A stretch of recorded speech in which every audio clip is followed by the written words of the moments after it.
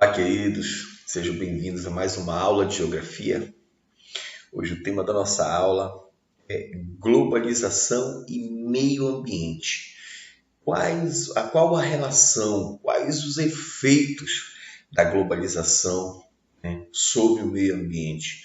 Né? Em que situação encontra-se o meio ambiente em decorrência, né, das ações, né, causadas pela globalização? É isso que a gente vai ver a partir de agora, de uma forma bem sucinta, mas bem didática. Vamos lá. Bem, em primeiro lugar, a gente tem que compreender, né, que o processo de globalização, adentrando no século XXI, cada vez mais foi necessário extrair, retirar do meio ambiente recursos naturais, né, como matéria-prima para construir habitações, para a produção de alimentos, na irrigação de planta, né, a matéria-prima para a indústria. E olha só, grande parte desses recursos, a gente tem que pensar nisso ainda, que grande parte desses recursos eles são explorados ilegalmente ou sem aquele planejamento adequado, né? Então, o que vai acontecer? Como consequência, a gente tem de todo esse processo uma cada vez maior degradação do meio ambiente. E aí, com a degradação do meio ambiente, a gente tem, né, o comprometimento das demandas, né, das necessidades das gerações futuras. Eu penso daqui, por exemplo, nos meus filhos, nos meus netos, em que situação vai estar essa relação entre a globalização, um processo que com certeza vai estar muito mais, né, acirrado, e quais as consequências desse processo, desse acirramento do processo de globalização, né, para essas gerações futuras, para meus filhos e netos, ao meio ambiente. Então, e como essa característica marcante do século XXI é esse agravamento, né, de maneira global, né, dos problemas ambientais. E esse agravamento sobre o meio ambiente, ele vai afetar a vida de milhões de pessoas, né? De bilhões de pessoas. A gente tem aí a poluição do ar, o desmatamento indiscriminado, a falta de água, a escassez de água potável, né? As mudanças climáticas, entre outras e outras consequências aí ao nosso meio ambiente. Ok? Vamos lá. Como cada vez mais, né, a globalização, o processo de globalização, né, como mais uma faceta do capitalismo, a gente, como o país capitalista, como o mundo capitalista, a gente precisa entender que isso requer um consumo cada vez mais excessivo. E esse consumo excessivo levanta a questão sobre a utilização em escala crescente, em escala ascendente, né, e crescente dos recursos naturais do planeta. Então, olha lá, para uma produção cada vez maior, para dar conta desse consumismo, desse consumo excessivo, eu vou precisar de mais matéria-prima. E quanto mais eu preciso de matéria-prima, mais crescente vai ser a extração, a retirada, né, desses recursos naturais do planeta.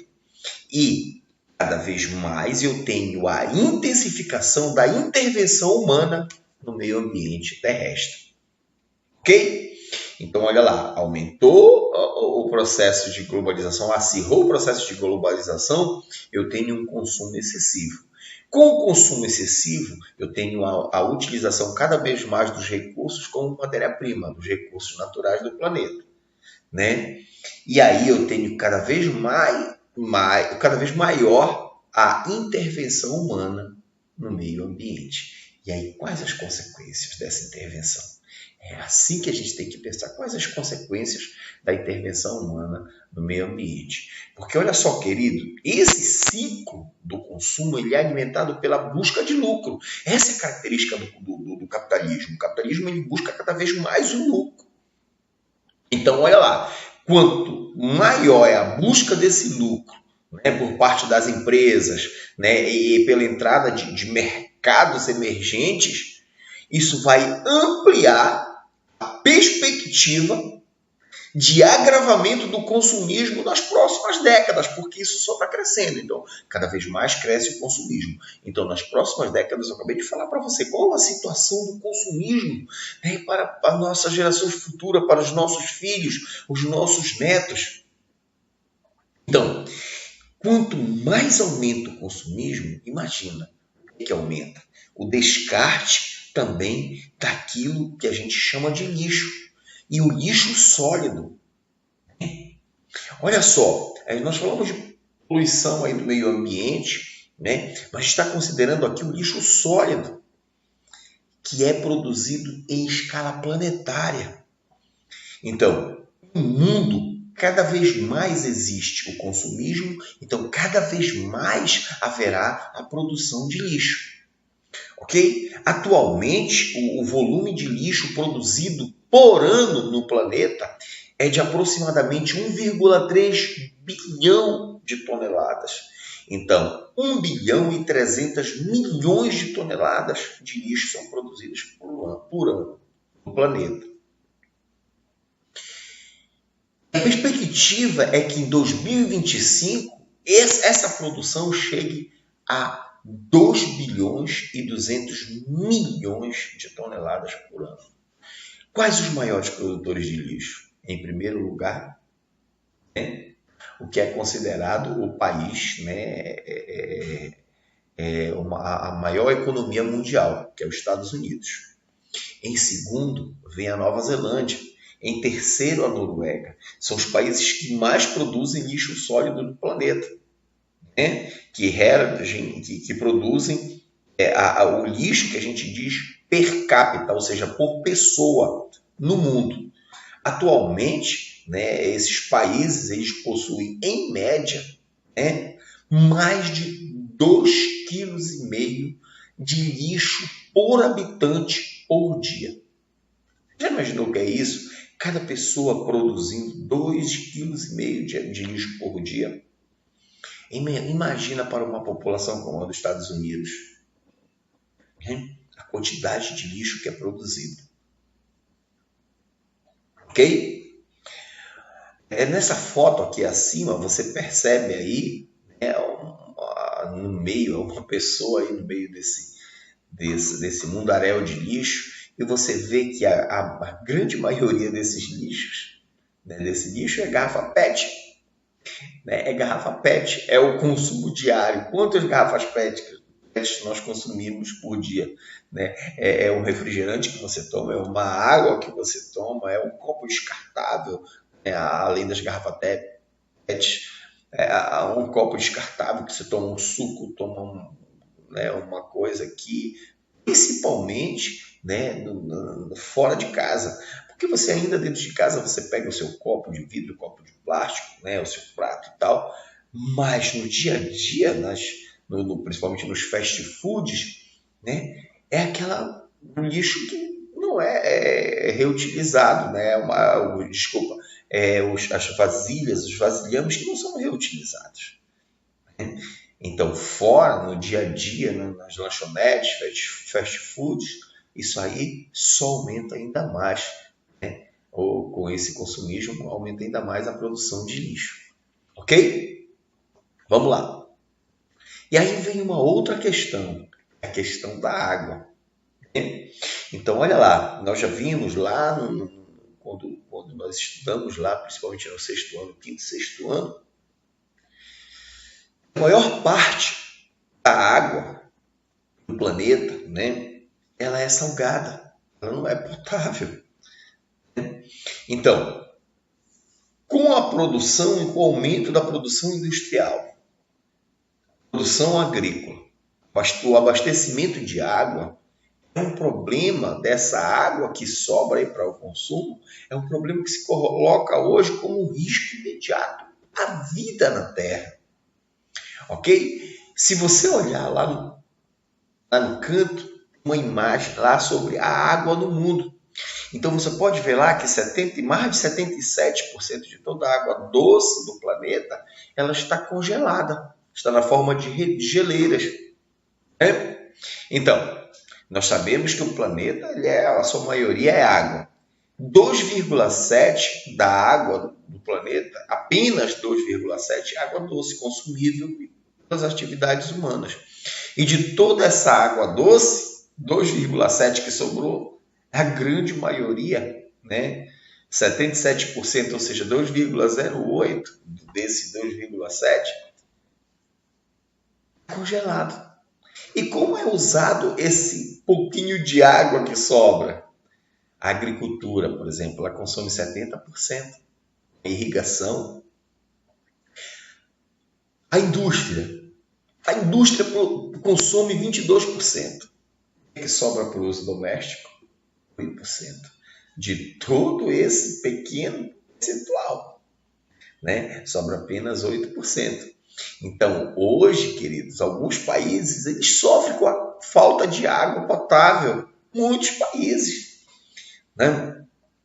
E ainda mais o uso de produtos químicos, né, fertilizantes, pesticidas, além do despejo de esgoto doméstico. Quem vai a Mosqueiro vê lá, né, na praia, aqueles grandes tubos ali despejando esgoto doméstico, né, em plena praia. Né, isso aí vai poluir lá, né, a água. Além disso, tem não só o esgoto doméstico, mas o esgoto industrial sem tratamento que é lançado, né? Vai contaminar, por exemplo, a nascente dos rios. Né? E tudo isso não acontece só na cidade, acontece no campo também. Né? Isso aí vai tornar o quê? A água imprópria para o consumo. Queridos, para vocês terem uma ideia, hoje a água, os recursos hídricos, no caso, encontrado nos rios, nos lagos ou nos aquíferos subterrâneos, eles são compartilhados não só por um país, mas por 2 ou mais países. Né?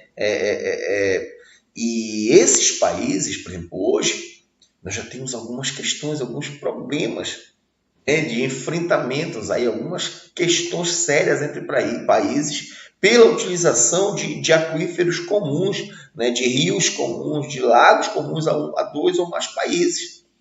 Por exemplo, né, hoje nós temos problema com a utilização da água do rio Nilo entre o Egito e o Sudão. Já existe um problema ali, porque eles dois consomem a água do rio Nilo. Por exemplo, o rio Eufrates, a Síria, o Iraque e a Turquia, eles já enfrentam um problema, eles três, porque os três fazem o uso da água do rio Eufrates, né? Isso é só para você ver o rio Amazonas aqui. O rio Amazonas ele não é comum ao Brasil. Ele é comum a outros países, por exemplo, o Peru, né? Onde é a nascente do Amazonas. Então, olha só, queridos, essa utilização dos recursos hídricos e esse compartilhamento, isso tem gerado problemas. Queridos, provavelmente no futuro nós vamos ter problemas, guerra, né, enfrentamentos entre os países por causa da água, por causa do controle da água, por causa da utilização da água. Entenderam? Então, a questão da água hoje é uma questão muito séria. Muito séria. Né? Muito séria. O aquecimento global e as mudanças climáticas. Esse é um outro problema dessa relação entre a globalização e o meio ambiente. A gente tem o mundo científico aí afirmando que esse aquecimento global ele é resultado do lançamento excessivo de gases, né, de efeito estufa na atmosfera. Então, se é lançamento de gases de efeito estufa na atmosfera, o que é isso? É consequência de quê? É consequência, né, da atividade humana. É uma consequência, os gases do efeito estufa, esse lançamento na atmosfera, esse lançamento excessivo, é o que? Uma consequência das atividades humanas. Então, o efeito estufa é um fenômeno natural que mantém o planeta aquecido, né? Olha lá, entre a atmosfera, a superfície da Terra, o calor irradiado, né, ele fica ali, né, esse efeito estufa natural, ele é necessário para a nossa sobrevivência, ele mantém o nosso planeta aquecido, né? E isso aí é fundamental para o desenvolvimento, manutenção da nossa vida aqui no planeta. Então, só que o que acontece? O aquecimento global, ele acontece quando aumenta o percentual desses gases na atmosfera. Isso acontece como se fosse uma selagem, né? Que não há o calor ali não é dissipado. Então fica excesso de calor aqui, né, pelo lançamento desses gases, né, que são principalmente da queima de combustíveis fósseis, né, do descarga de carros e tudo, principalmente do petróleo, do carvão e do gás natural, né, das queimadas também, do desmatamento, além da decomposição de material orgânico. Então, isso tudo lança um gás que é chamado de CFC, o clorofluorcarbono, né, na atmosfera. O que vai acontecer? Ele vai selar ainda mais a atmosfera e esse calor ele vai se concentrar cada vez mais aqui dentro. Ok? E aí vai agravar o efeito estufa e vai ter como consequência o aquecimento global. O aquecimento global também é um problema sério. Imagina hoje, né, nós aqui no norte, por exemplo, Belém. Belém está próximo a uma cidade baixa, uma cidade plana, baixa, que está próxima do nível do mar. Não é à toa quando coincide, queridos, aqui na nossa região metropolitana, quando há coincidência do momento das cheias, né, dos rios e das chuvas, o que é que acontece? Nós percebemos que muitas áreas da nossa cidade ela ficam debaixo d'água, ficam alagadas, ok? É claro que pelo problema do escoamento superficial, o acúmulo de lixo nos bueiros, ok. Mas também tem um problema natural que é a coincidência das chuvas com as cheias dos rios. Então, por quê? Porque Belém é uma cidade baixa. Beleza. Agora imagina com o efeito estufa, né, e o aquecimento global e o derretimento das calotas polares. A gente corre o risco de ficar debaixo d'água. Agora imagina países como os Países Baixos, a Holanda, né, algumas cidades lá que já constroem diques para impedir que a água do mar avance sobre o continente. Essas cidades aí estavam fadadas aí a desaparecer. Veneza, por exemplo, na Itália, que fica no nível do mar, muitas ruas lá, muitos rios, né, canais, desculpa, são consideradas as ruas lá, isso também vai desaparecer. Algumas ilhas aí, principalmente na Polinésia Francesa, por exemplo, aí na Oceania, muitos países que são ilhas aí que estão no nível do mar também correm o risco de desaparecer. Algumas delas já estão, perdendo território pelo aumento do nível dos oceanos em decorrência do derretimento da calota polar. Ok? Vamos lá. E aí aconteceram, né, algumas conferências mundiais sobre o meio ambiente. A humanidade, né, principalmente os governantes, conscientes dos graves danos ambientais que podem ocorrer com o aquecimento global, pelo aumento do efeito estufa, pelo acirramento do efeito estufa, eles vão se reunir em conferências mundiais. Isso organizado pelas Nações Unidas, pela ONU, né? Que a primeira delas foi a conferência a Conferência de Estocolmo, chamada Estocolmo 72, porque aconteceu em 1972, né? Considerado um marco aí, né, em que o homem vai discutir, né, a interferência do homem no meio ambiente. E aí, em 1992, acontece a Eco 92, ou a Rio 92. Ela aconteceu aqui no Brasil, no Rio de Janeiro, que foi a Conferência das Nações Unidas sobre o Meio Ambiente e Desenvolvimento. Okay? E aí, olha lá, isso em 92. Em 97, acontece em Kyoto, no Japão, a convenção, Convenção Quadro das Nações Unidas sobre a Mudança Climática. E lá é retirado algo na cidade de Kyoto, chamado, isso aconteceu em 1997, acontece o protocolo Kyoto. Lá, no protocolo de Kyoto, os países teriam que assinar esse protocolo, que era o comprometimento em reduzir o lançamento de gases tóxicos pela indústria na atmosfera. Por exemplo, aí os Estados Unidos ele se retirou, ele se recusou a assinar, porque ele falou que isso iria atrapalhar o desenvolvimento da economia do seu país, imaginem só. Bem, se em 92 acontece a Rio 92, em 2002 acontece a Rio +10. Lá, só que não foi no Rio, apesar de ser chamada Rio +10, foi a Conferência das Nações Unidas também sobre Desenvolvimento Sustentável. Aconteceu em Joanesburgo, na África do Sul. Ela vai avaliar os efeitos da Rio 92, ou a Eco 92, que aconteceu no Rio. Por isso que é chamado de Rio +10. A Rio 92, em 1992, e 10 anos depois, em 2012, acontece a Rio +10, para avaliar. Em 2000, isso em 2002.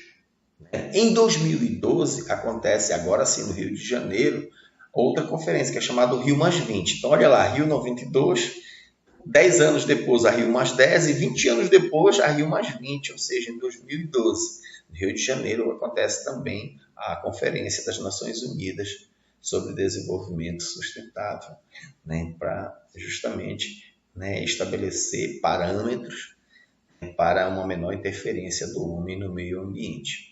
Além disso, nós tivemos outras conferências. Tivemos em 2015 a COP em Paris, a COP 21, que é chamado, e depois a COP 22, em 2017 a COP 23. Foram conferências também para tratar especificamente sobre o meio ambiente. Ok, queridos? Obrigado pela atenção de vocês, espero que vocês tenham entendido, tenham gostado. Fiquem com Deus, um beijo no coração de vocês. Tchau!